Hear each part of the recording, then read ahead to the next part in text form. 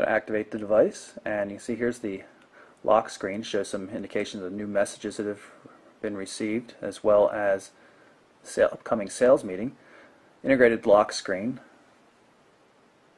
Just have it set to 1, 2, 3, 4 just so you can see what it looks like. This is the start screen. It's all tile based. It looks somewhat like the menus we saw on the Kin, except totally user configurable and can get quite long. If you want to rearrange things, you just long press on a tile and then you can move them around.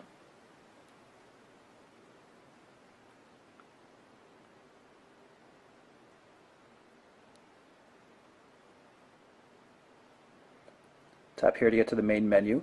It is a long alphabetic list of applications. There's no organization whatsoever, so this is kind of cumbersome. There's no folders except games do all get put into a separate games section here. Not really a folder, but at least it's a little more organized. Back button always gets you back, of course. Start button, no matter where you are, always takes you back to the start screen. You can see that these tiles are live. There's some of my contact photos showing up in People. One Outlook message, 2 text messages. Scroll down here, you'll see some other things, pictures from People, and Facebook status messages will come up in here as well if there are any new ones. You also see one new Google Mail. Let's say there's a tile you wish to get rid of. We'll get rid of AT&T Uverse, for example. Just long press it just as if you were going to move it around, except you tap on the unpin button and away it goes. Better yet though, if you know you're never going to use an app, even if it's a carrier app, for example AT&T Family Map, you can uninstall anything. So anything the carrier or the manufacturer loads, you can unload. You notice up at the top of the screen is a lot of blank space. There's no status indication unless you tap there, at which point you can see battery, Wi-Fi, and signal strength. And I find that a little annoying that I can't always see it. I don't want to have to tap to see if I have a signal or where the battery is, but it's something you'll probably get used to. I'm going to jump into settings and show you some of the themes. Now, look at the nice transitions, how everything flips in. It's pretty cool looking. Nice scrolling, very smooth scrolling on the phone in general. Go into themes. Right now we're running the dark theme. Going to tap this and go into light. Not very attractive, if you ask me.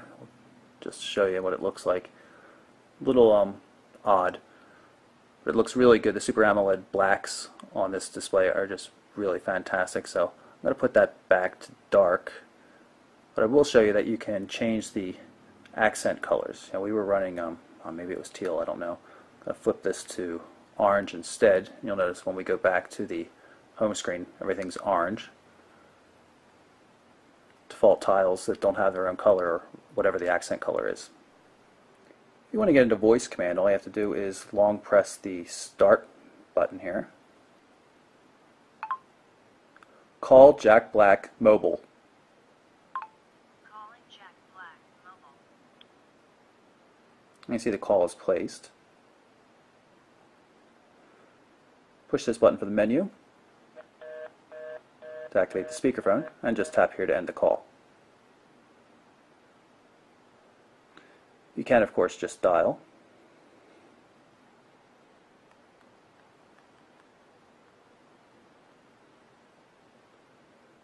And whenever you're in a call, you can still jump around to other parts of the system and get back by tapping at the notification area.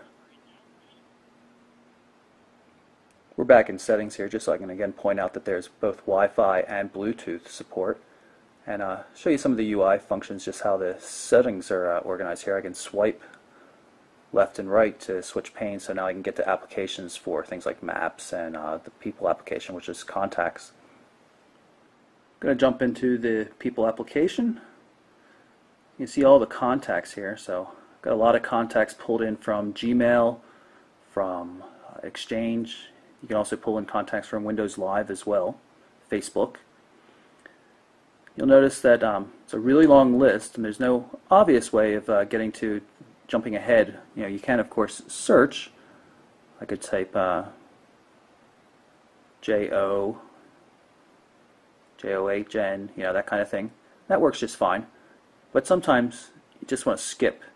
You'll notice the letter here for B, for the B section. If I tap on that, the phone will show you all the letters that have matching names. So I can hit R and jump right to the R's, which is really kind of cool. Big font up at the top. If you long press on it, you get access to some settings, just like you could in the settings part of the menu. You'll notice a little bit of the next screen over here. That's trying to give you a hint that you can move over and swipe. This is the What's New feed. It's basically inbound status messages from Facebook and Windows Live. There's no Twitter or MySpace support built in right now. You can look at something. Just tap on somebody here to take a look at their feed, profile, things like that. Or you can tap just on the comment box there to see all the people that like and have commented on that status update. And of course you can like or post a response yourself.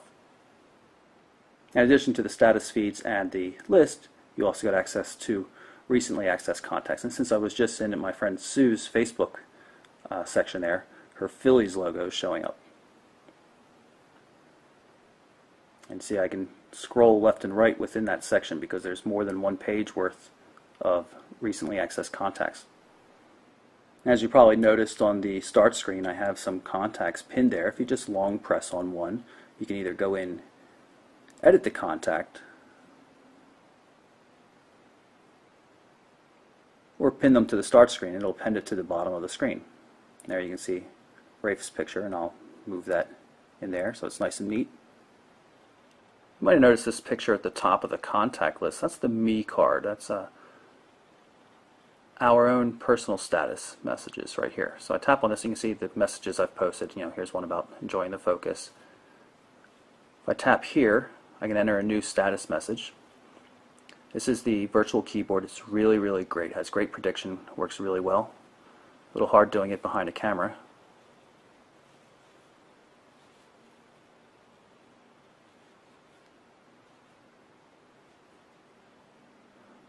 You'll even notice it does auto capitalization for proper nouns that it knows.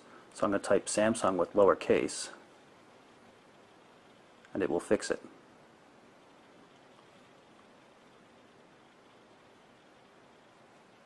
Been really, really pleased with this.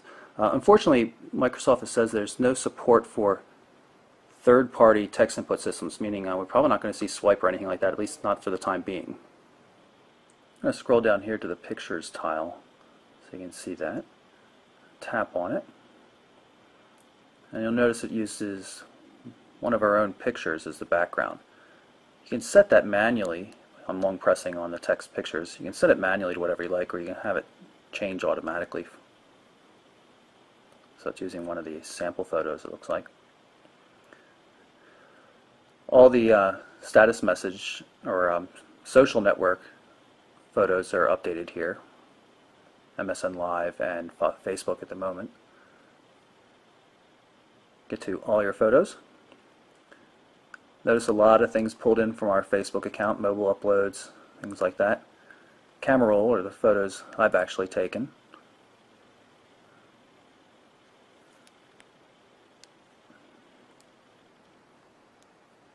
Has a nice film strip kind of view, which I really kind of dig.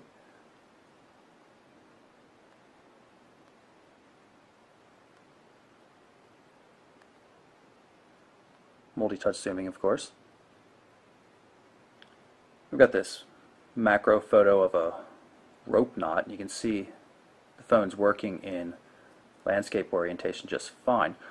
The problem is Windows Phone 7 in general does not support landscape very well, and applications don't need to support it. So I back out here, and all of a sudden I'm at the Pictures application, and there's nothing you can do. You're not going to get this to work in landscape, which is a real annoyance.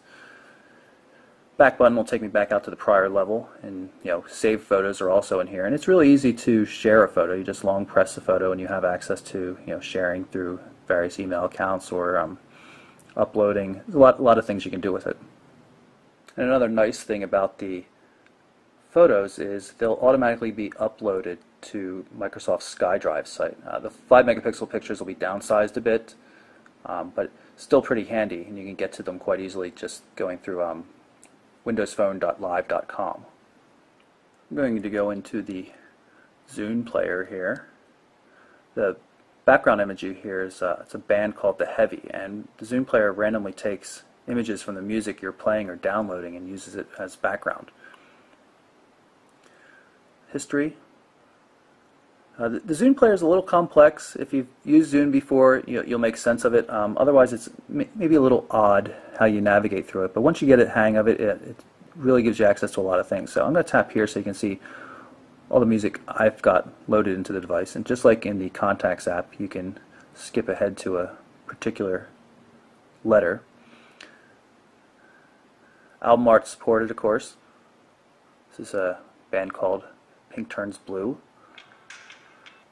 If you long press on one of the track controls, it'll scan forward. Switch tracks with a simple swipe.